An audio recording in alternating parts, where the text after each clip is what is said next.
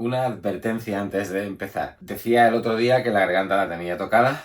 Va a peor. Creo que es principio de resfriado, gripe, lo que sea. Así que no sé cuánto voy a poder forzar la voz. Espero que no mucho y espero que no se me note. En cuanto al vídeo de hoy, resulta muy curioso que la semana pasada, uno de los comentarios que nos dejasteis en el programa correspondiente al lunes previo a este, nos dijerais que qué pasaba con el europeo, que parecía que Panini tenía el monopolio ahora mismo del canal y que el europeo había desaparecido de por aquí. Primero, lo de Panini tiene una explicación muy sencilla. Es la editorial que ahora mismo, por razones muy obvias, nos manda más material cada mes. Y claro, darle salida comporta el que haya al cabo del mes 1 o 2 vídeos que tengamos que dedicar en exclusiva a lo que nos envíen. Pero, curiosamente, hoy hay como 4 cosillas de Panini, el resto no es de Panini y hay mucho europeo. Así que, sin más, muy buenas, estas son las reseñas de Comics Scene. ¡Empezamos!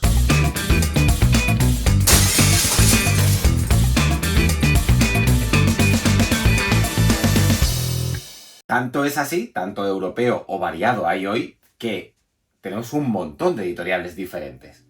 Voy a empezar por lo último que nos han hecho llegar los chicos de Mondokaine Books, que por ahora no tienen mucho catálogo, pero creo que es una apuesta consciente por hacer que cada vez que sacan algo sea un producto muy cuidado. Este que os traemos hoy, Andrómeda o El largo camino a casa, responde perfectamente a esa descripción, que es un producto muy cuidado. Harina de otro costal, como ahora veremos, es el resultado de la lectura. Pero uno coge el libro y aunque esté editado en rústica, con guardas, se nota el mimo que se le ha puesto detrás en la edición. Andrómeda o El largo camino a casa es un cómic portugués firmado por un autor llamado Zé Burnay y no sé muy bien de qué va. Hay un hilo conductor más o menos evidente de un señor con barba, melenas, que porta una lanza, lleva una chupa de cuero y se mueve por un paraje que parece algo posapocalíptico. Ahí se descubre que el señor viene en una nave de otro planeta. No sabemos si el nuestro o a otro planeta. Pero a partir de esto que os he contado, se abre el terreno de la libre interpretación de aquello que Zé Burnay quiere contarnos. Hay muchos elementos aquí que trufan la acción, sacados directamente o reinterpretados directamente de la mitología clásica. De hecho, la portada del volumen más o menos conduce a pensar que hay algo de mitología clásica en él, con esa figura femenina que parece esculpida por algún artista de la Grecia o la Roma clásica sobre un león que igualmente parece esculpido por algún artista de la Roma o la Grecia clásica. Pero ya os digo que cuesta trabajo entender qué es lo que cose, ya no el hilo conductor general, si es que lo hay, porque esto está compuesto de diferentes relatos más o menos autoconclusivos, sino el hilo de esos relatos separados más o menos autoconclusivos. Esto es más un experimento, creo, que otra cosa. Y lo que creo que menos interesa a Zé Burnay es contar una historia reglada, que se entienda a la primera y que le dé todo mascado al lector. Y esto ya tomaoslo como queráis. Si sois de los que necesitáis que os lo den todo mascado, huid de esto. Si sois de los que os gusta que una lectura os rete, asomaos a eso. Si estáis entre medio, pues vosotros decidís. Yo diría que me encuentro más o menos entre medio, tirando para el lado de rétame y a ver qué saco, pero esta me ha superado. Eso sí, todo aquello que del guión no termina de cuajar, o no termina de cuajarme, sí que me alucina en lo que respecta al dibujo. Un dibujo que, por situaros un poco, parecería el hijo bastardo entre Steve Cross, Geoff Darrow y Daniel Warren Johnson, que, habida cuenta de esos 3 artistas que os acabo de decir, es muy detallado, muy detallado, de una claridad de formas espléndida y de una claridad narrativa maravillosa, que lamentablemente esta última se ve comprometida porque, aunque la narrativa es muy clara, no se sabe muy bien lo que está narrando. Y en esa paradoja, que por momentos se me hace inmanejable, es donde se mueve este Andrómeda o El largo camino a casa. Un TVO que a mí se me queda en un 6,5. Pero que entiendo, porque además he visto por ahí reacciones a la lectura del mismo, que tendrá su público, como le pasa a cualquier TVO, que al final tiene su público. Puede ser más o menos mayoritario. En este caso, creo que estaríamos en las antípodas de eso de mayoritario, más bien minoritario, pero lo tiene seguro. Y de Mondo Cane me voy a Laramie, al último volumen que nos ha hecho llegar la editorial, La Ley del Desierto, una adaptación de la novela original de Louis L'Amour, guionista que fuera de Hollywood y escritor muy prolífico dentro del género del western, y que adapta al dibujo Thomas Yeats, un autor estadounidense salido de la escuela de Joe Kubert, que aquí hace lo que puede con un relato que, más o menos en los mismos términos que acabo de hablar de Andrómeda, pero con mucho menos ímpetu en eso de lector, prepárate, creo que falla en construir una narración a la que uno pueda asirse con facilidad. Una vez ha terminado la lectura y reconstruyes más o menos en la cabeza un hilo conductor cronológico ordenado, La Ley del Desierto no resulta tan compleja. De venganza en el Far West y persecución de un asesino por parte de un grupo variopinto. Ambos términos, venganza y persecución de un asesino por un grupo variopinto, los hemos visto en el western en cine hasta la saciedad. Los hemos leído en el western en cómic hasta la saciedad. Aquí no hay nada nuevo. Quizás lo novedoso es eso que os decía, que el relato está enhebrado a través de dos líneas temporales que se van simultaneando y la acción va saltando de una a otra y que no hacen muy fácil el entrar en esta historia. Esa cualidad, ese no poder entrar mucho en lo que Yeats va adaptando del relato de Louis L'Amour, también termina dimanando de su labor en el tablero. Porque aunque el dominio de los grises que el dibujante demuestra aquí es espléndido, y hay momentos en los que captura a los personajes en una pose tremendamente naturalista, que casi parecería una foto en blanco y negro, en la gran mayoría sus personajes son hieráticos, la acción es muy estática, la narrativa ciertamente confusa y el conjunto no luce como podría dar a pensar la maravillosa portada del volumen. Porque es espléndida, es portada pintada, es espléndida. Y es el mismo autor, ¿eh? El de la portada y el del interior. Decía con respecto a Andrómeda que tendría su público. Digo lo mismo con respecto a La Ley del Desierto. Si os gusta el western, a mí me flipa, ya lo sabéis. Creo que esto se os va a quedar un poco corto. Si no habéis leído mucho western, hombre, esto lo he comentado en alguna que otra ocasión, os recomendaría otras cosas. Ahora bien, que esto sirva como escalón intermedio en el ascenso constante a lo mejor que ha dado el género en viñetas. Bueno, sí, a ver, es un TVO de 7 que se deja leer, que cuenta con un epílogo bastante amplio, que es interesante leer porque arroja mucha luz acerca de Louis L'Amour, el novelista y guionista de Hollywood que escribió La Ley del Desierto, pero más allá de eso no hay aquí mucho de lo que tirar. Otro salto editorial. Me voy ahora a Spaceman Project para hablaros brevemente, porque no va a dar mucho de sí, sobre el libro escrito por Yexus acerca de la figura de Frederick Peters. ¿Que por qué saco esto a colación? Pues para empezar, porque Frederick Peters es uno de mis autores europeos favoritos. Para continuar, porque he dicho alguna vez que creo muy necesario que el lector de tebeos, el que quiera saber realmente de tebeos, no solo lea tebeos, sino lea sobre tebeos.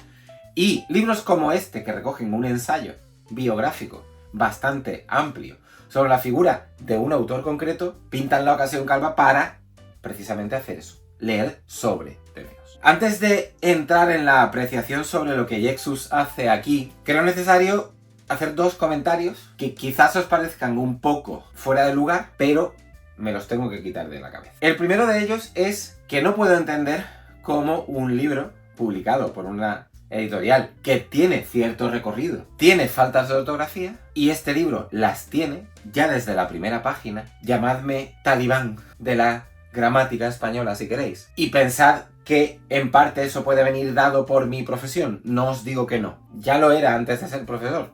Bien es cierto que desde que soy profesor lo soy aún más y no dejo pasar una a mis alumnos, y eso que no soy profesor de lengua, que soy profesor de materias técnicas. Pero no entiendo que no haya habido una labor de revisión lo suficientemente intensa como para que aquello que el procesador de textos no haya sido capaz de identificar, el que se haya leído esto mientras lo estaba maquetando no haya sido capaz de ver las faltas de ortografía que se ven a simple vista. Ya eso dice mucho acerca de la producción del libro. Segundo detalle, esto es algo muy personal, el diseño. Soy un enamorado del diseño y me encanta cuando, como por ejemplo hace o suele hacer Héroes de Papel, los libros no solo están bien maquetados, sino que están bien diseñados. Y una de las cuestiones fundamentales del diseño es, por favor, librarse de una puñetera vez de la Times New Roman. Es una fuente que en términos de diseño está completamente trascendida, que se sigue utilizando en libros, no sé muy bien por qué, porque hay otras fuentes muchísimo más válidas e igual de legibles que la Times New Roman, que no gritan al lector viejuno. Y claro, cuando uno se encuentra un libro como este, que a priori, cuando lo coge, parecía bien diseñado, al abrirlo, darse de bruces con la Times New Roman de las narices, a mí, ¿qué queréis que os diga? Me echa un poco para atrás. Pero bueno, dejando esos dos aspectos de lado, ¿qué quería yo encontrarme aquí? Pues algo más de lo que he dicho al comienzo que este libro nos da, que es un repaso biográfico más o menos intenso a la trayectoria de Frederick Peters. ¿Qué era ese más que quería encontrarme? Un análisis más concienzudo del que ya concienzudo nos ofrece Lexus alrededor de toda la biografía del autor suizo. Desde sus comienzos, pasando por esa temprana obra magistral que fue Píldoras Azules, hasta lo último que ha publicado Astiberri en España, que es el San Elm. Hay momentos de esta lectura en los que creo que, por las razones que sea, Lexus pasa de puntillas por encima del tebeo en cuestión. Y otros que no. De repente llega Coma, que es uno de los títulos más flojos de la biografía de Peters, y no es responsabilidad suya, es que el guión era muy flojo, y se nos ofrece un análisis en profundidad de algo que creo no lo merecería. Pero, como todo lo que se habla aquí en este canal, es una apreciación tremendamente personal. Si yo hubiera escrito esto, ya en su momento hice un repaso en Fancueva, hace muchos años, a la trayectoria de Frederick Peters. De ahí que me hiciera con este libro. Y yo no os digo que lo hiciera mejor, ni muchísimo menos. Para empezar, porque lo escribí hace, yo no sé, 13, 14 años. Ahora escribiría muchísimo mejor aquello que ofrecía acerca de Frederick Peters a los lectores de Zona Fandom, porque no era Fancueva todavía. Lo escribí cuando Fancueva era Zona Fandom. Pero ya os digo, viniendo de Lexus, que es un teórico muy reconocido del mundo de la viñeta aquí en España, me esperaba otra cosa. Al final, un libro al que no le voy a poner nota porque esto no es un tebeo, que añade datos a la mochila, pero que se queda corto en esos datos que añade. Y nuevo salto de editorial, me voy ahora a Astiberri con la nueva edición que ha hecho la casa bilbaína del Henshin de Ken Niimura. Un libro que ya fue publicado en su momento hace un porrón de años, que ahora la editorial rescata, que está compuesto de historias cortas sin conexión o sin aparente conexión, alguna conexión hay, y que bajo esa premisa lo que ofrecen son ideas alocadas del autor español, marcadas a fuego por su muy particular estilo, tanto de dibujo como narrativo. Quien haya leído algo de Ken Niimura sabe que es un autor muy capaz. Si además en eso que habéis leído se encuentra Soy una mata gigantes, sabéis de hasta dónde puede llegar el dibujante cuando se pone a ello. Bien, es cierto que ahí contaba con un guión de Joe Kelly que era la leche. Pero en términos gráficos, Soy una mata gigantes es un tebeo espléndido. Pero si habéis leído algo más de la producción de Ken Niimura, a lo mejor os pasa como a mí, que la laxitud con la que en ocasiones se aproxima a la viñeta o a la página es algo que en mi forma particular de ver el mundo de los cómics se aleja de lo que me gusta encontrarme en una lectura. ¿Por qué? Pues porque se acerca mucho a lo que creo que es el peor denominador común del mundo del manga. Eso, laxitud de formas, no voy a llamarlo vagueza, pero sí 4 líneas para definir un personaje y otras 4 para definir la acción en la que éste está enmarcado. No me gusta. He dicho en alguna otra ocasión que el manga es algo a lo que me acerco muy poco, precisamente porque no me convencen el 90% de las cosas que nos vienen del país del sol naciente, porque no me convence el dibujo. Hay quien podría arguir que el dibujo no es lo único de un cómic. Y os daría la razón porque pienso así. Pero a esos que eso me dijeran, les respondería, te lo compro, pero estamos hablando de un medio eminentemente visual. Y si la parte visual de ese medio no te entra por los ojos de primeras, puedes hacer un esfuerzo. Y lo mismo das con una maravilla que os digo yo. It's a Bird, de Teddy Christiansen y Steven T. Seagal al guión. Es un título cuya componente visual intentaba sacarme a empellones porque no resonaba para nada en mis gustos artísticos y que sin embargo considero uno de los mejores tebeos que se ha publicado nunca de Superman. Ya estemos hablando del guión de Siegel como del dibujo de Christensen. But I digress. Henshin. Hay alguna historieta divertida, hay alguna historieta graciosa, hay un par de historietas con gatetes que es tierna y tal, pero en general es una lectura muy insustancial que, tal y como te la lees, no os voy a decir que la olvides, pero más o menos. Un volumen de 7 que está ahí para los que seáis fans muy acérrimos de Ken Niimura. Los no muy fans, o aquellos que nunca os habéis acercado a la figura del dibujante, haceos con Soy una mata gigantes, que es una muy mejor elección, una historia compacta y no un conjunto de historias más o menos deslavazado, y lo vais a disfrutar una barbaridad. Y otro salto de editorial. No quedan muchos. Me voy ahora a 9 con Blood Moon The Bones. Un TVO publicado en Francia por el sello 619, que entronca dentro de ese universo más o menos compartido, supongo que podría llamarse el del Low Reader, la serie que también está publicando 99 en formato grapa, que algún relato muy chulo nos ha dejado. Y este Blood Moon pues es una historia de corte marcadamente fantástico, con elementos de ciencia ficción, que a mí desde el principio me estaba recordando constantemente al Atmósfera Cero de Peter Hyams, aquella película de ciencia ficción que era Solo ante el peligro en el espacio y que sustituía a Gary Cooper por Sean Connery, con música de Jerry Goldsmith. No sé por qué, fue empezar a leerme esto y tenía en la cabeza a Atmósfera Cero, que por cierto la publica Arrow próximamente en 4K. No sé si hablaremos o no de ella, no sé si me la pillaré o no, tampoco me gusta tanto como para tenerla en 4K, pero lo mismo me da el venate y al final me la compro. Vuelvo a Blood Moon. Cosa que funciona y muy bien de este TVO, el dibujo de Bones. Es un dibujo claramente heredero de las formas gráficas y narrativas de Mike Mignola.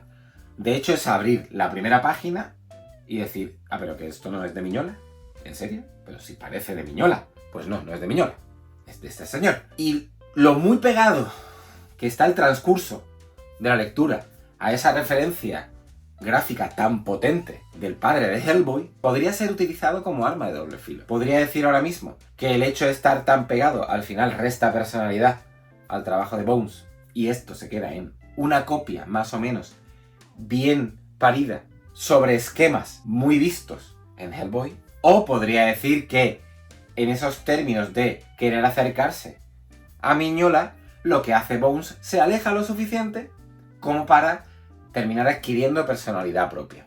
Y lo cierto es que ni uno ni otro.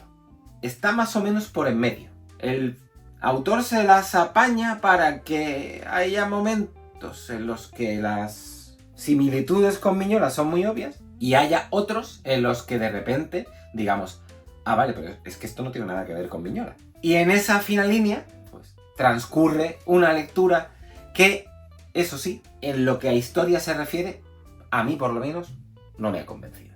Sobre todo por el muy mal maridaje que se da entre la mayor parte del recorrido de la historia y el final, que creo que está completamente divorciado de lo que el relato nos ha contado hasta entonces. Es como si de repente Bones quisiera plantear una serie de reflexiones acerca de algo que casi ni ha apuntado previamente y dedica las últimas páginas a plantear esas reflexiones. No he dicho mucho acerca de lo que va. Estación minera en un planeta muy yermo, o era la luna, en la que empiezan a aparecer cadáveres horriblemente mutilados con el BM, Blood Moon, marcado en el cuerpo. Y que además tienen unas extrañas mutaciones en la sangre. Esto más o menos es lo que creo que cuenta la sinopsis oficial que podéis encontrar en la página de 99. Ya os digo, desde estas lecturas que carecen de trascendencia, que ya he dicho muchas veces que no pasa nada, que no hay que leer siempre lecturas de un enorme calado y de una trascendencia singular, pero que bajo ese carácter se queda en ese mismo 7 que le he dado a Henshin y ya dependerá de vosotros si queréis echárosla o no. Vuelvo a Astiberri. He dicho que quedaban pocos saltos. Esto no se puede considerar un salto. Ya es una editorial de las que había aparecido previamente. ¿Y con qué me quedo ahora de Astiberri? con el Parker La Presa, la edición en castellano del álbum publicado por Dupuy, que adapta una de las muchas novelas de Parker, de Richard Stark, que adapta en el guión un tal Doug Headline y que dibuja un tal Kieran. Y aquí creo que vale la pena, más que nada porque creo que es un referente ineludible, detenerme, aunque sea de forma breve, en lo que Darwyn Cooke hizo con Parker. Y lo que Darwyn Cooke hizo con Parker es uno de esos tebeos a los que el adjetivo de imprescindible se les queda corto. Si nunca habéis leído Parker, hacedos un favor, acercaos a la tienda de cómics más próxima que tengáis, y si no tenéis ninguna próxima, pedidlo por internet, y llevaos a casa el volumen en el que Astiberri ha publicado todo el Parker de Darwyn Cooke. Leedlo, y esto es un comentario con cierta envidia, porque si no habéis leído nunca Parker, lo que os espera es ¡wow!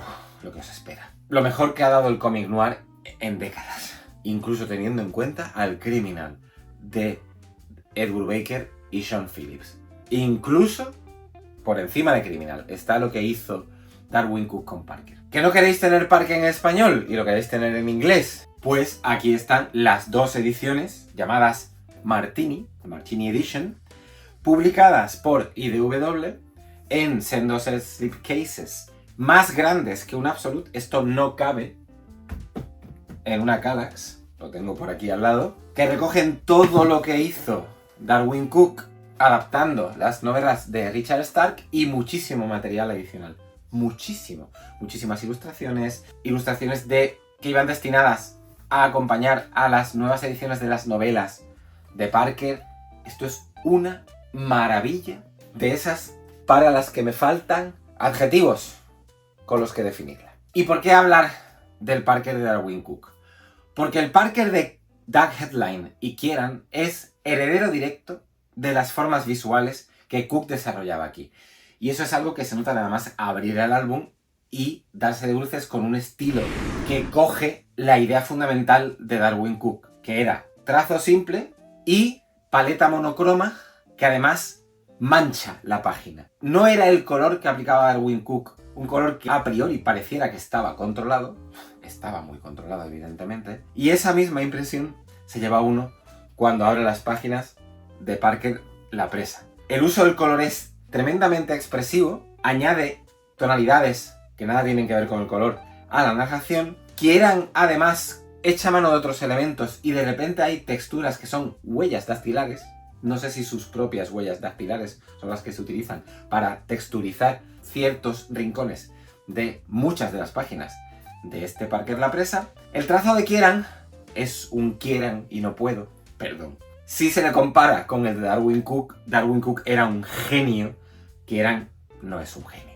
No está mal, pero claro, el constante agravio comparativo, al menos en mi memoria visual, con respecto al Parker de Cooke, termina haciendo que esto salga perdiendo. Si tuviera que apreciarlo de manera aislada, si pudiera hacerlo, no si tuviera, si pudiera hacerlo y en mi mochila no estuviera el Parker de Darwyn Cooke, creo que esto saldría mejor parado de lo que sale parado. Pero es que encima el relato que adapta Doug Headline no es de los más afortunados que escribió Richard Stark para Parker. De hecho, los más afortunados son los que adaptó Darwyn Cooke. Creo que fuera de lo que adaptó Darwyn Cooke no queda mucho que esté a la altura de aquello que podéis encontrar en esos dos Martini Edition que os acabo de enseñar o en lo que Astiberri recopiló. También sorprende mucho el hecho de que esto fuera publicado originalmente el año pasado por parte de Dupuy en Francia y no en Estados Unidos, porque viene a hablarnos inequívocamente del mucho amor por el polar, el género policíaco y negro, que hay en el país vecino. ¿No es este Parker La Presa uno de esos relatos de Parker que te tenga enganchado y que busque la sorpresa? El relato al final es más o menos legible a cierta distancia, pero con respecto a todo lo anterior de lo que he hablado en este vídeo, este álbum sube un escaloncillo, se sitúa en el 8 y, al contrario de lo que os decía con La Ley del Desierto, si esto es lo primero que os vais a leer de Parker, no pasa nada. Más que nada porque Así no tendréis el agravio comparativo que a mí me ha acompañado durante su lectura. Si de aquí saltáis a los Darwin Cook, estaréis dando un salto de gigante que os volará la cabeza. Si lo hacéis al revés, pues probablemente os pase lo que me ha pasado a mí. Que se me ha quedado un poco corto. A 3 de las 5, os he dicho 4, a 3 de las 5 novedades que os traigo hoy de la editorial. Y hay 3 cosas de DC y 2 de Marvel, si no lo recuerdo mal. La primera de ellas, la edición en enorme libro del Batman Ciudad de la Locura de Christian Ward. No me gusta Christian Ward. Creo que es algo que tengo que decir de primeras para establecer bien los parámetros sobre los que voy a valorar esta lectura. ¿Y por qué no me gusta? Porque me parece un autor confuso en su narrativa, que es de un expresivo que te pasas a nivel visual, pero eso al final creo que compromete la claridad de su composición de página y la claridad de lo que nos intenta trasladar. Dicho esto, esa cualidad aquí en Batman Ciudad de la Locura, cuando aparece, está más o menos contenida. Y esta historia, enmarcada dentro del Black Label y por tanto autoconclusiva, que no carente de referencias, y ahora me entretendré en eso, funciona muy bien a nivel visual. Christian Ward admite que una de sus mayores referencias visuales en el mundo del cómic es Dave McKean. Y dentro de lo que Dave McKean ha hecho en el cómic es Arkham Asylum. Y eso se nota mucho en algunos momentos de lo que aquí vais a encontrar. ¿Por qué decía que Batman Ciudad de Locura es una historia autoconclusiva, pero no autorreferencial? Porque si no habéis leído al menos el Batman de Snyder, hay aquí cosas que os vais a perder. La más relevante de ellas, el claro protagonismo o coprotagonismo durante la historia del Tribunal de los Búhos. Una invención de Snyder en el arranque de su etapa para el Batman de las Nuevas 52, que aquí rescata Christian Ward para dar una mínima iteración sobre el esquema de Snyder y utilizar a este Tribunal de los Búhos como premisa de partida para algo que creo que es el mejor hallazgo, sin duda alguna, de esta lectura. Que es algo que en realidad no es, o podría no considerarse una invención de Ward a secas, porque recuerda mucho a lo que Stranger Things lleva haciendo desde su primera temporada. Eso de un mundo y un mundo paralelo más o menos igual, pero que para nada se parece al nuestro. Pues aquí tenemos la Gotham de arriba y la Gotham de abajo. Una ciudad que es exactamente igual a la Gotham de arriba, pero con una idiosincrasia completamente diferente y en la que el Batman parece un monstruo salido de las peores pesadillas de Lovecraft. De hecho, así lo dibuja Ward, como un Cthulhu, un ser con tentáculos y demás, que secuestra a un chaval del Gotham de arriba y, bueno, Batman y Dos Caras irán a rescatarlo y pasan cosas. Esa parte que os acabo de contar es lo mejor, sin duda alguna, de Batman Ciudad de Locura. Lo peor es tratar de hacer que este chaval termine convirtiéndose en algo que, bueno, no voy a comentar por no hacer muchos destripes. El protagonismo del chaval no me convence desde su primera aparición al comienzo de la lectura. Creo que esto hubiera funcionado mejor sin el personaje adolescente, por más que entronque perfectamente con algo que está analizado hasta la saciedad dentro de la cosmogonía de Batman, pero quizás por eso, porque ya está analizado hasta la saciedad, aquí sobra. Si Ward hubiera prescindido de él y hubiera hecho la conexión con el Gotham de abajo de otra manera, creo que hubiera funcionado mucho mejor el relato. Aún así, aun contando con esta que podría considerarse falla, creo que es un TVO que encima cuenta con una edición asombrosa por parte de Panini. Esto no ha salido tan grande en Estados Unidos. En Estados Unidos, a lo sumo, no lo he tenido en edición americana en las manos, pero sabiendo que es un Prestige Plus de los que tanto gustan editar el sello Black Label, habrá salido en el formato en el que salen todas las historias del Black Label. Un hardcover con guardas, pero tamaño deluxe. O sea, este tamaño. El álbum que ha editado Panini es mucho más grande que esto. Y se agradece. Oye, el esfuerzo de la editorial por traernos cosas editadas de forma diferente mola una barbaridad. Creo que no le he dado nota, un 8. Igual que Parker.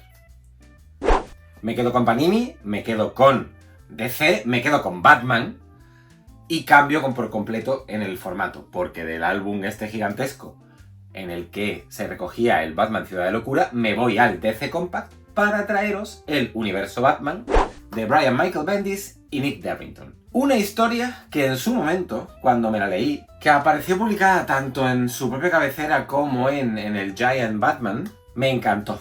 Creo que en parte por lo bien que funcionaba en contraposición a lo mal que me parecía que había funcionado el mismo experimento que era esto con Batman, que se había hecho con Superman en el Superman Up in the Sky, con guion de Tom King y dibujo de Andy Kubert. La historia de Superman me había parecido un pufo tremendo y esto me encantó. Me pareció muy variado, me pareció que lo que hacía Bendis con este paseo por el microcosmos de Batman, sacando a un montón de personajes de los que rodean al Caballero Oscuro, estaba muy bien construido y que además esta historia de viajes en el tiempo y de Batman intentando impedir que Vandal Savage se haga con un poder tremendo, funcionaba muy bien.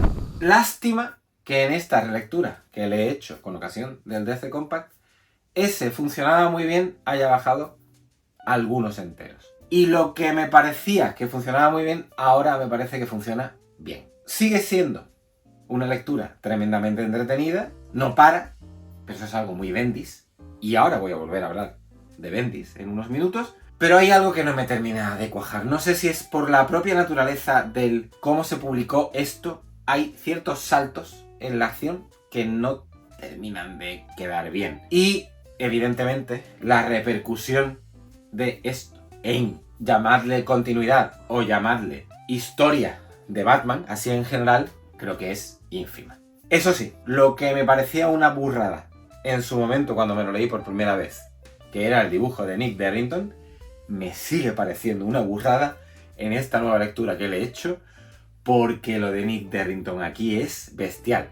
En realidad lo de Nick Darrington en general es bestial, porque si cogéis lo que hizo para Doom Patrol, es una pasada. Si cogéis cualquier otra cosa de las que ha hecho el dibujante, son una pasada. Este tío narra como quiere, dibuja como quiere, es de una claridad de formas magnífica, pero encima es que su trazo es de estos que, por su afabilidad y su talante agradable, resulta muy fácil entrar al cómic en el que él esté. Dicho todo esto, si hubiera tenido que calificar al universo Batman cuando me lo leí en su momento, probablemente le habría dado un 9, ahora le doy un 8, que no está mal, pero, y voy a unir esto con eso de Bendis que os he dicho que iba a hablar en unos minutos, no sé si después de tantos años leyendo y defendiendo a Bendis, a capa y espada, ha llegado el momento de no hacerlo o de hacerlo con menos intensidad. Porque si esta lectura se me ha caído un poco, la que viene a continuación se me ha caído aún más. ¿Y cuál viene a continuación? El Iron Man de Brian Michael Bendis y unos cuantos dibujantes que ahora nombraré en la edición en formato deluxe que Panini hizo hace cierto tiempo. ¿Por qué eso de se me ha caído? Retomo el discurso. Cuando todo el mundo clamaba a gritos que estaba hasta las narices de la narrativa deconstruida de Bendis, de las formas en las que el escritor enhebraba diálogos, enhebraba acciones, narraba en general, yo me dedicaba a hacer lo contrario. Me encantaba esa dilatación de la acción, que había veces que la entendía, había veces que entendía ese argumento, pero había veces que no entendía que la gente se quejara de descompresión narrativa y después se leyera mangas como si nada, de esos que a lo mejor en 10 volúmenes hay 2 páginas de un cómic de superhéroes en cuanto a desarrollo de la historia, paradojas.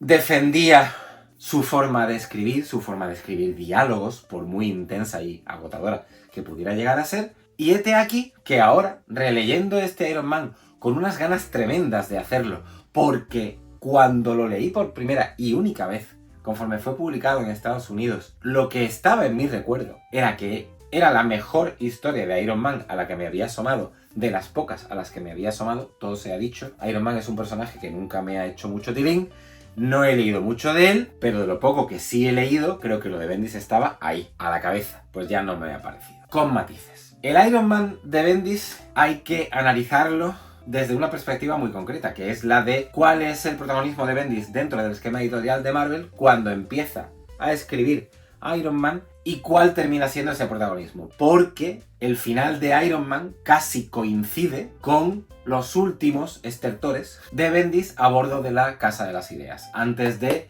decirle adiós a Marvel y hola a DC. Y mirando eso, y sabiendo de lo mucho que el escritor llegó a padecer las injerencias de la editorial, quizás habría que disculpar que la serie vaya de más a menos en su trayecto. A lo largo de los 5 volúmenes en los que Panini recopiló esto en los Marvel Deluxe, la serie empieza en lo más alto, contando con un David Márquez alucinante y con ciertos planteamientos en torno a la figura de Tony Stark que están francamente bien. Que recogen el testigo de en dónde se encuentra el personaje tras la Civil War y todo lo que la Civil War supuso para Tony Stark. Sí, salió vencedor, pero ¿a qué coste? Y lo resitúa camino de aquello que quiere plantear Bendis, sobre todo camino de una Civil War 2 que ya se asoma en el horizonte. Pero ese primer volumen, una vez ha terminado la estancia de David Márquez, pasa a manos de Mike Deodato Jr. Y el cambio es abismal. A mí el Mike Deodato Jr. que descubrí en los 90 no me desagradaba. El Mike Deodato Jr. de ahora me carga, pero muchísimo. La atomización de la página en viñetas que muchas veces no tienen sentido, la ingente cantidad de referencia fotográfica que utiliza el brasileño para dibujar, y esto no es excepción. Aquí tenemos a Vincent Cassel como el Doctor Muerte, y cada vez que aparece el Doctor Muerte te saca de la lectura. Tío, en serio, no, yo qué sé, elige otra cara anónima, no cojas a un actor conocido. Total, que eso hace que, aunque el guión está más o menos bien, la lectura se resienta. Pasamos al segundo. International Iron Man. Primer experimento de los hasta 3 que hará Bendis en su estancia en Iron Man. ¿Y qué hace aquí? ¿Cuál es el fundamento de ese experimento que hace con Iron Man? Pues cambiar el cómic de superhéroes por un cómic que es una mezcla entre drama y cómic de espías. Y que fundamenta su razón de ser en que Tony quiere encontrar a sus padres biológicos porque ha descubierto que los Stark no eran sus padres biológicos. A estas alturas de la película, hacer eso Bendis, hubo muchas críticas al respecto. A mí no me pareció mal. Bueno, es un recurso de guión como otra cualquiera que sirve para plantear ciertas vías que el escritor seguirá explorando. No se queda aquí. El dibujo pasa de Márquez y Deodato a caer en manos de un colaborador habitual de Bendis, Alex Maleev, muy efectivo. No es que me vuelva loco, pero el tío narra bien y dibuja con un estilo muy personal. Del segundo pasamos al tercero. Si ya había un experimento en el segundo, en el tercero el experimento es órdago a la grande. Porque Infamous Iron Man, que es lo que viene contenido en el tercer Deluxe publicado por Panini, sitúa al Doctor Muerte como elemento central en una trama en la que el Doctor Muerte se ha hecho con el manto de Iron Man por razones muy obvias, porque Iron Man, tras acontecimientos acaecidos en Civil War 2, desaparece. Y eso, hago un pequeño inciso, es una de las mayores pegas que le pongo a estos 5 volúmenes. Que si no tienes Civil War 2, aquí de repente dices, ¿pero dónde está Tony Stark? ¿Por qué ha desaparecido? ¿Qué ha pasado?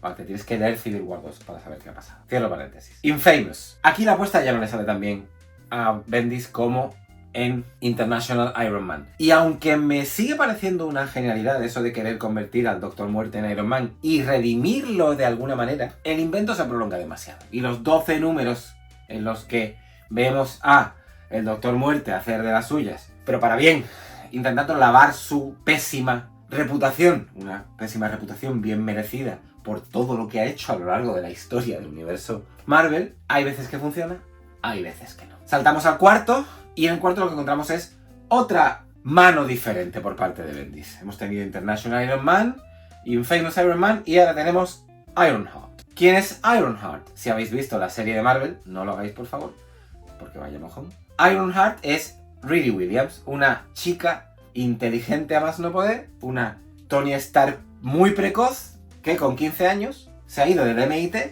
con 15 años, y se ha construido su propia armadura de Iron Man. Y en esto, pues que un Tony Stark holograma se le aparece a Riri Williams, y ahí empieza a dirigir Bendis la cosa hacia el final de la serie. El cuarto volumen lo dibuja en su totalidad Stefano Caselli, pero hay algo que ya se notaba en el Infamous que aquí pesa ya demasiado, y es la ausencia de Tony Stark en Iron Man. Por mucho que esté ese holograma que es la conciencia de Tony Stark volcada en digital. La serie, si no tiene a Tony, no es Iron Man. ¿Que es entretenida? Sí. Pero a la par que pesa esa ausencia, también comienza a pesar algo muchísimo más. Y es la hiperabundancia de diálogos, que son marca de la casa, no os digo que no. Pero llega un momento en el que dices tú, te lees varias páginas y te dices, pues lo mismo Bendis, con menos bocadillos de diálogo, esto habría funcionado mejor. Sobre todo porque no aportan nada. Y hablando de aportar nada, la primera página de cada número normalmente es Riri Williams hablando a cámara, resumiendo lo que había pasado previamente.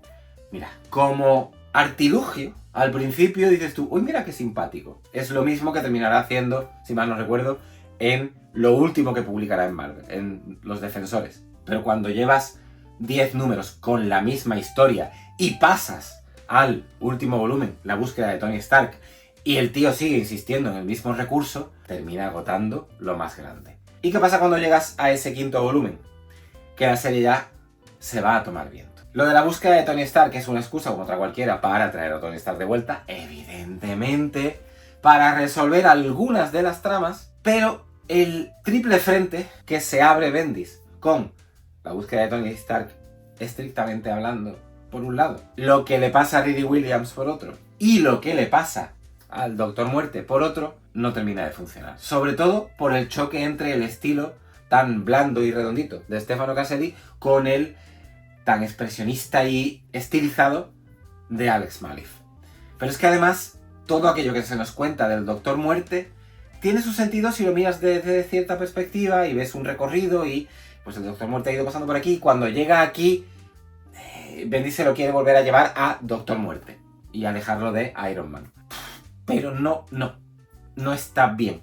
No está bien construido. Y el final es de estos de, pero así termina esto. Pues vale. Decía, cuando he empezado este largo camino por el Iron Man de Bendis, que se me había caído considerablemente con respecto a la primera lectura que le hice, decía con respecto a Universo Batman que de un 9 que le habría dado por aquel entonces, bajaba a un 8.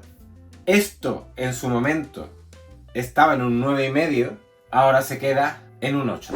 Y me da pena, porque lo tenía en mucha mejor consideración, pero es lo que tiene revisar material, que te arriesgas a que el recuerdo que tenías haya cambiado, porque tú evidentemente has cambiado. Después de esta larga perorata acerca del Iron Man de Bendis, salto de nuevo de editorial, me voy ahora de nuevo a Nuevo 9 para hablaros del primer volumen de Cloud. Aunque lo de Cloud, pronunciarlo así, está un poco cogido con pinzas porque en realidad no es una U, es una V. Pero bueno, lo nuevo de Florent Moreau. Lo nuevo de Florent Moreau dentro del universo de Freaks Squill. Y al ser lo nuevo de Florent Moreau dentro del universo de Freaks Squill y tener conexión inmediata con lo previo de Florent Moreau dentro del universo Freaks Squill, léase Funeral, no podéis leeros esto si no os habéis leído Freaks Squill, Funeral y aterrizáis aquí. Más que nada porque si lo hacéis no os vais a enterar de un pimiento. ¿Que lo hacéis? ¿O lo habéis hecho ya? Y tenéis en vuestro haber todo lo que Florent Moreau ha construido de este muy particular universo suyo, que es un crisol de referencias 1000, mezclando TVO de superhéroes con manga. Todavía os quedará una asignatura pendiente que no vais a poder rellenar. Y es que D-Books, que fue la encargada de publicar Freaks Squill en su momento, y que fue la encargada de publicar Funeral en su momento, no ha terminado de publicar Funeral. Y de los 7 volúmenes que conforman Funeral, en España solo hay publicados 6. Si queréis terminar de leer Funeral, tenéis que pasar por el aro de compraros el volumen en francés, hacer un curso de francés, o, si el francés forma parte de vuestro acervo, leerlo para después llegar a Cloud. En serio. Entiendo por el horrible momento que está pasando la editorial. No sé si es un momento en el que se llegará a recuperar. Creo que de vez en cuando sigue sacando algo. No sé si sacar este último volumen de Funeral es algo que les supondrá un descalabro económico, pero, joder, es que los lectores españoles tengamos que estar siempre sometidos a esto, a que una editorial de repente no termine una colección con cierto recorrido, que mira, que si has publicado un álbum y no publicas más, pues bueno, ¿qué se le va a hacer? Pero si son 7 y has publicado 6, hombre, es que es un feo súper gordo dejarnos ahí a secas. Lo siento, me calmo. Llegamos a Cloud. Llegáis sabiendo más o menos lo que hay. ¿Hace falta haber terminado Funeral? Hombre, venga. Rompamos una lanza en favor de D-Books y un poco en contra de esto que acabo de decir. No es estrictamente necesario. Sabiendo quién es Funeral, es más o menos suficiente. ¿De qué va Cloud? Mundo posapocalíptico, repleto de criaturas de lo más dispar.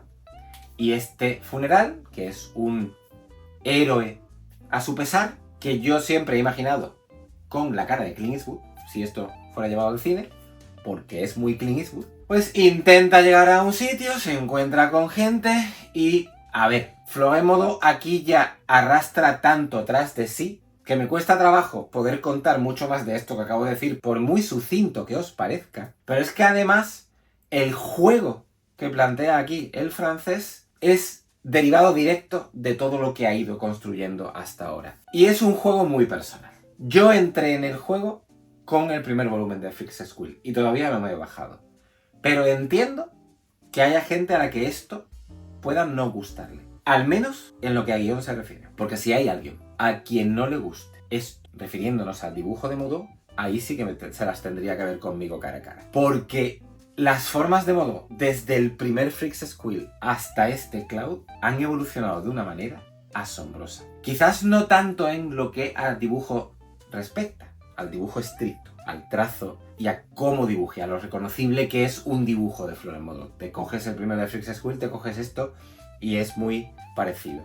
Lo que ha mejorado ostensiblemente es que Freaks School, en ese planteamiento de cruce de superhéroes con manga y más cosas, fuera en blanco y negro, con alguna página en color aquí y allá, y que Cloud, como ya pasaba con Funeral, sea en color, en un color que es una maravilla. Bien es cierto que hay veces que no ayuda a la claridad de la viñeta, vale, por personalidad del color, pero son las menos dentro de un conjunto que es alucinante. En esta condición de esto es continuación de 14 volúmenes, no os lo puedo recomendar a ciegas.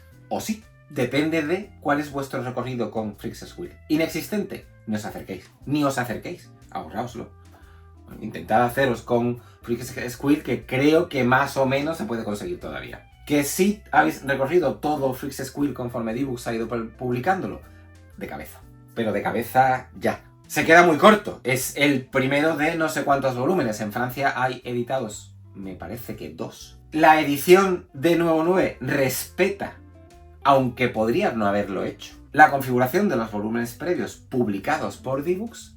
Me parece un TVO de 8,5, que si no toca el sobresaliente de pleno es por esa condición de primeros compases de algo que no sé hacia dónde nos llevará. Como lo veré, y lo veréis conmigo, pues ya hablaremos de ello. 3 cosas y termino. Primera de ellas, de nuevo con Panini, el primer volumen de la biblioteca DC del Green Lantern de Geoff Johns. Para empezar, aplauso a Panini por lo bonito de la edición. Y mira que es una cosa en rústica, que no es cartoné, y es formato comic book, que no es grande. O sea, se aparta al galope de lo que a mí me gusta encontrarme en uno de esos libros que terminan en mi biblioteca. O sea, grandes y en cartoné. Pero hay mucho mimo puesto detrás de esta biblioteca de Green Lantern. El mismo que se ha puesto en la biblioteca de Superman de John Byrne, porque la edición es exactamente igual. Papel mate, portada con reserva V, un volumen muy bonito. ¿Qué decir de lo que contiene este volumen? O de lo que empieza a contener este primer volumen de la biblioteca del Green Lantern de Geoff Johns. Pues no sé, el mejor Green Lantern que ha habido en el universo DC. La etapa de Geoff Johns es, sin duda, la mejor de cuantas ha conocido el policía espacial en su dilatadísima tebeografía. Y mira que lo de Jeremy Adams, como dije hace unas semanas, me está gustando bastante. Pero esto está a otro nivel. También es verdad que esto es algo cerrado y que lo de Jeremy Adams está en construcción, quizás cuando termine se pudiera plantar cara a cara con este material y hablarle de tú a tú. Pero mientras eso pase, esto sigue siendo ese instante paradigmático al que cualquiera puede señalar como lo mejor de un personaje concreto dentro del universo DC. Y mira que lo que aquí se contiene, quitando ese primer número dibujado a partes iguales entre Darwyn Cooke y Ethan Van Sciver, viene dibujado precisamente por este último, por Ethan Van Sciver. Un dibujante al que muchos califican como el nuevo Brian Bolland. A mí no me da la gana calificarlo como el nuevo Brian Bolland, porque no es Brian Bolland.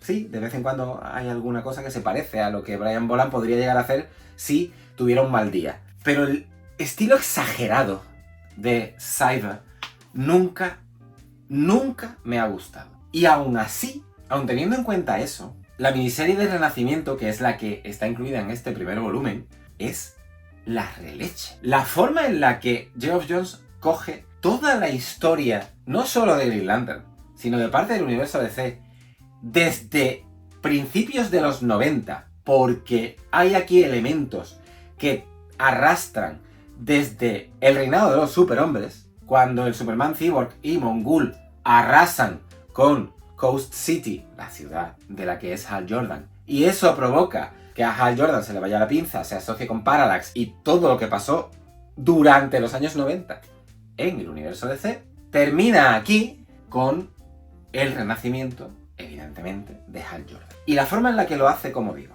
no solo eso, arrastrando todo lo que venía de atrás, sino con planteamientos que a uno se le antojan de genio, porque Geoff Johns es un puñetero genio. Es un tío que entiende los mecanismos internos del universo DC como creo que nadie los entiende. El único otro al que yo medio señalaría, que está por debajo de Geoff Johns, pero todo lo que hace el universo DC es maravilloso, es Mark Waid. Y aún así, Waid está, un par de escalones por debajo de Johns. Es que os diría que no hay casi nada de lo que Johns ha hecho a lo largo de los últimos 20 años dentro del universo DC que no valiera la pena. Su Flash, arrollador.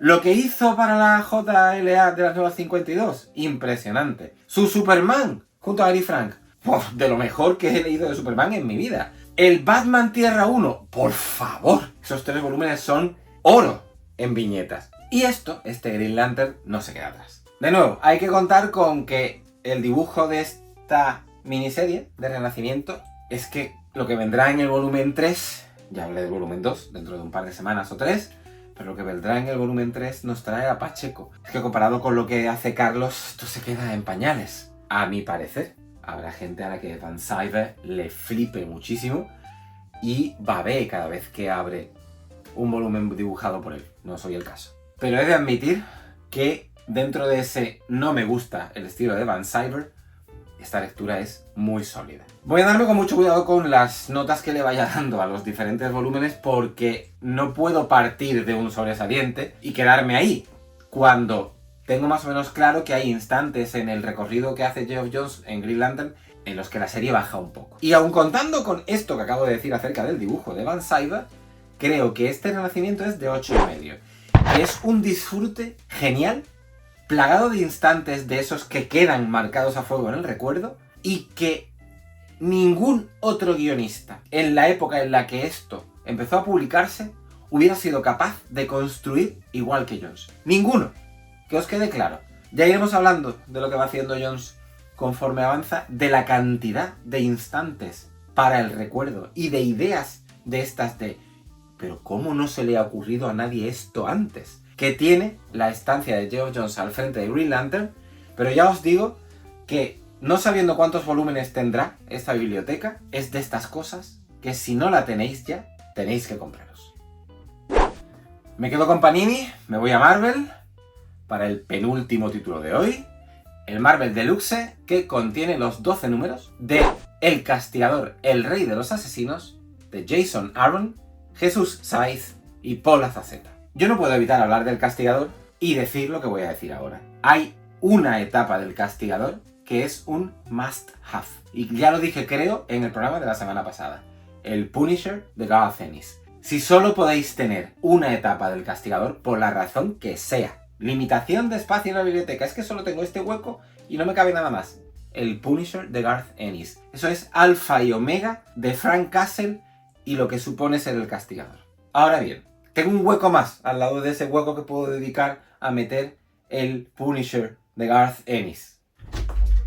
Señoritas, pues si tienes ese huequecito al lado para poner algo más del castigador, lo que tienes que poner a ese lado es este Marvel Deluxe, o en su defecto los 2 TPBs en los que esto creo que se recopiló en Estados Unidos. Todavía no hay una edición en condiciones porque los TPBs de Marvel son chusta, papel de fumar, que además se comba con nada, y cubiertas en rústica que se doblan con mirarlas. Haceos con este Marvel Deluxe que está editado de manera espléndida, como siempre pasa con los Marvel Deluxe de Panini, con un papel de muy buen gramaje, pues esto añadirlo a la biblioteca. De hecho, es mejor esto que lo que Jason Aaron hizo previamente junto a Steve Dillon para Punisher. Ahí anda. Es que lo de Punisher Max que hizo en su momento Jason Aaron era muy bueno, muy en sintonía con lo que había hecho Garth Ennis inmediatamente antes. Contaba con Steve Dillon, con lo cual era un plus, pero si Steve Dillon era un plus, Jesús Saiz y Paul Azaceta son un plus plus. ¿Que por qué 2 dibujantes? Bueno, se entiende en el momento en el que empezáis a leer y la serie está escindida en 2 líneas temporales. Una, que analiza los orígenes de Frank Castle, llevándolos incluso más atrás en el tiempo de lo que ya estamos acostumbrados a ver, y de lo que ya había hecho Ennis llevándoselo a la guerra de Vietnam. Eso es lo que dibuja Paul Azaceta con su muy reconocible estilo. Si habéis leído, que os digo yo, Outcast, sabéis de lo que os estoy hablando. Y acción actual que dibuja como Dios Jesús Saiz. Una acción actual que coloca a Frank como rey de los asesinos de la mano, con un uniforme algo diferente. Ya no es la calavera de siempre, ahora es una calavera con cuernos. Bueno, una mínima iteración sobre el uniforme. Y en una historia a la que quizás la mayor pega que le pondría es que a lo largo de su recorrido, la parte esa que analiza al Frank Castle de antaño termina jugando en contra del avance del relato. Porque la intención primera de Aaron se ve muy clara, pero llega un momento en el que parece estirada, en el que ese análisis ha llegado a su fin, pero él no se ha dado cuenta y ahí sigue insistiendo en insertarlo dentro de esa otra parte de la historia que es muchísimo más potente, muchísimo más visceral, más burra y gráficamente mejor. Y esto es cuestión de gustos, me gusta más el dibujo de Jesús Saiz que el de Paul Azaceta, que la otra. Un sesgo este de la historia que lleva a Frank Castle a muchos sitios, que lo coloca en una posición muy comprometida para con ciertos personajes del universo Marvel que aparecen aquí, y que lo conduce a un final que, sinceramente, si hubiera sido el final y punto de Frank Castle, perfecto, pero no va a ser así. De hecho, ya ha aparecido en Estados Unidos el primer número de la nueva serie del Castigador con Frank Castle, porque entre esto y la nueva serie del Castigador con Frank Castle ha habido algo por ahí. No voy a contar más. Estaba a punto de deciros algo de lo que me podría haber arrepentido. Jesús Saiz. Oh my God y oh my God. La limpieza extrema de su dibujo. La claridad extrema de su narrativa. La elegancia sublime de lo que este hombre hace en una página. Es que claro, cuando se contrapesa con la suciedad de formas de Paul Azaceta, la balanza se desequilibra por completo, ya os digo, bajo mi opinión. Pero es que la épica que es capaz de conferir Jesús Saiz a un buen puñado de las páginas que aparecen aquí, y os puedo asegurar que Aaron, que creo que es conocedor de a quién tiene como compañero de fatigas, le da un par de vueltas al dial de épica para que Jesús Saiz se luzca, es descomunal. Es el castigador, el rey de los asesinos, un TVO que, recogiendo parte del discurso de lo que ya he dicho en anteriores TVOs de los que os he traído hoy, me gustó más cuando me lo leí por primera vez mes a mes, curiosamente, que ahora que me lo he leído del tirón. Pero aún así, creo que llega al sobresaliente, que es una lectura de 9, no llega al 10, que creo, sin duda alguna, que tiene el Punisher de Garth Ennis, pero es que el Punisher de Garth Ennis está ahí en el Olimpo de Marvel. Esto está acampado a las puertas del Olimpo de Marvel. Y ni tan mal. Y termino, antes de que mi garganta falle por completo, con la última novedad que os traigo. En esta ocasión me voy a Norma, doy un último salto antes de acabar, con el primer Dumas de Rubén del Rincón, con el primer Dumas de Salva Rubio y Rubén del Rincón.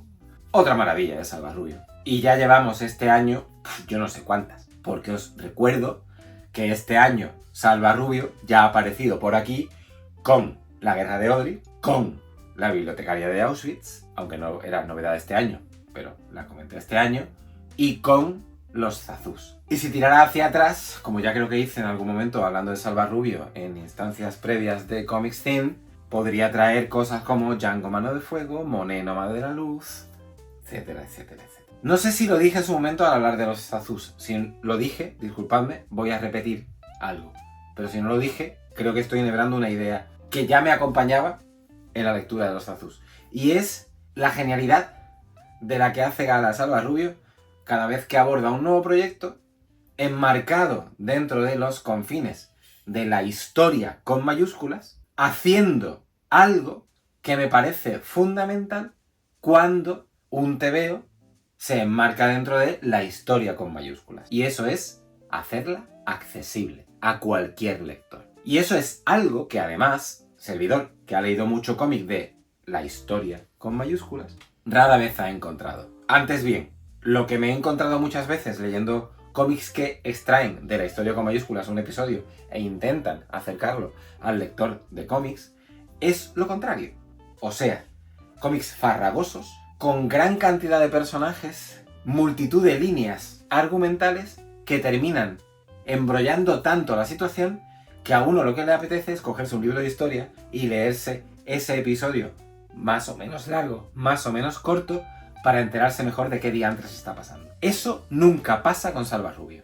El tío es capaz de asimilar toda la información de la que pueda hacerse, masticarla, digerirla y hacer lo propio para entregarnos a los lectores una historia sin fisuras a la que jamás se puede calificar como embrollada, ni liosa, ni antipática a hacernos con ella. Y esa cualidad, obviamente, es la que late, y late muy fuerte, en el primer Dumas. Una aproximación a la vida del padre de Alejandro Dumas, el autor de, entre otras muchas cosas, Los Tres Mosqueteros o El Conde de Montecristo. Dos novelas que bebían, y mucho, de la extraordinaria vida de su padre. Porque el padre de Alejandro Dumas es uno de esos héroes tapados de la historia que por color de su piel y por haber dado con una de esas supermediocridades de la historia con mayúsculas, que fue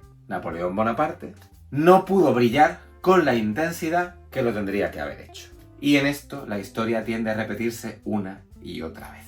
La historia con mayúsculas. Porque la cantidad de nombres que no han trascendido, tapados por otros que sí lo han hecho, llenaría libros y libros. Pero este en concreto, este libro, ilustrado de manera soberbia por Rubén del Rincón, algo que tampoco nos extraña si habéis leído, que os digo yo, Entre Telas, o Max, o Las Damas de la Peste, o La Sombra del Águila, o El Boxeador.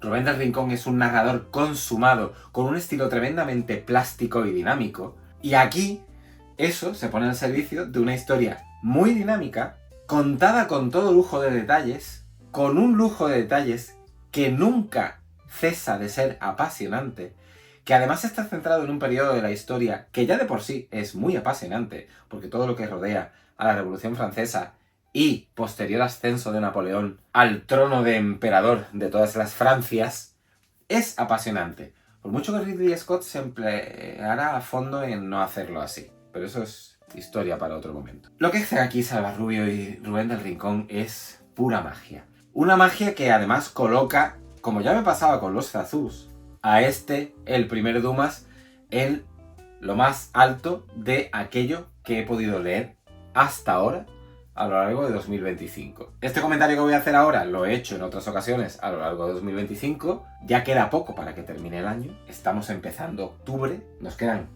3 meses mal contados y se nos acabará 2025. Y no me cabe ninguna duda que este TVO, que considero de 10, y ahora entraré un poco más a justificar el porqué, terminará formando parte de aquello que el servidor incluirá cuando, bien a finales de año, lo dudo porque estaré de viaje y no me dará tiempo a grabar el vídeo en cuestión, bien a principios de 2026, que será lo más seguro, incluirá en lo mejor que nos ha dejado 2025. Justifico un poco más esa inclusión y ese 10 que le acabo de dar al el primer Dumas. Esto que voy a decir ahora no es más que intentar estirar un poco el discurso de lo que ya he dicho acerca de lo que hace Salva Rubio. Y es coger a un personaje sobre el que ha tenido que documentarse muchísimo y sabiendo que no había mucha información de partida, en un elemento de una tridimensionalidad abrumadora y sobre todo de un carisma aplastante. Desde el primer momento en el que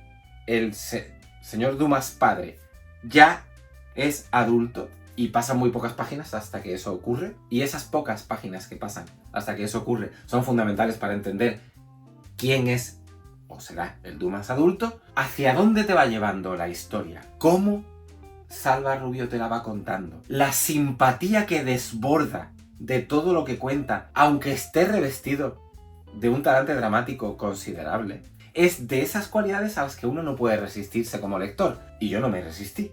Es que caí prendido, pero a la página 4, también es verdad que teniendo en cuenta quiénes eran los dos autores, ya iba muy entregado a la lectura. Pues desde la página 4 he dicho, desde la página 1 ya estaba yo entregadísimo a la lectura. Y ahí me quedé hasta la página 220 o 200 y pico.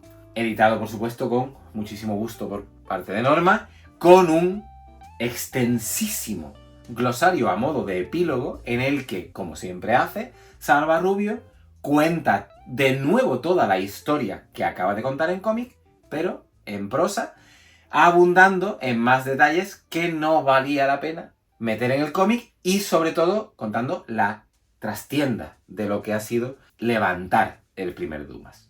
Me parece que no he de decir mucho más.